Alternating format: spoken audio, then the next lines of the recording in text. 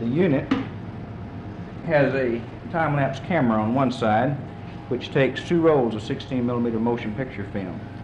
It has 2 miniaturized microscopes in which the microscope specimens are contained.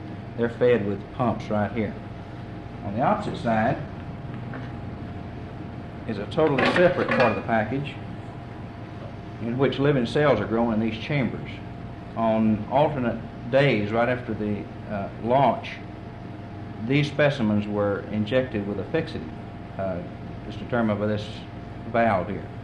The last 4 specimens were returned alive, and which we have subcultured and continuing to grow. This is a chamber which contains media which fed the cells during their time and space. The team of scientists and technicians will be spending most of the coming year reviewing the results of their experiment. The cells will be photographed and examined through a variety of microscopes. Some of the cells will be frozen for future study.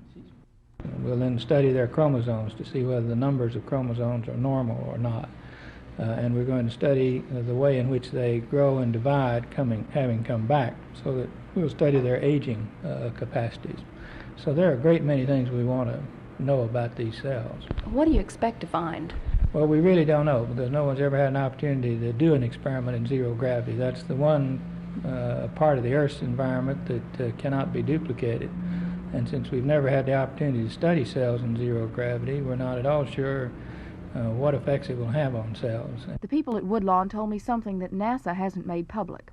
A number of experiments aboard Skylab failed, some because experimental animals, rats, and even gnats, died while in space.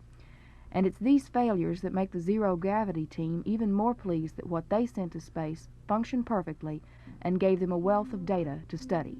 Jeannie Stokes, Channel 8 News.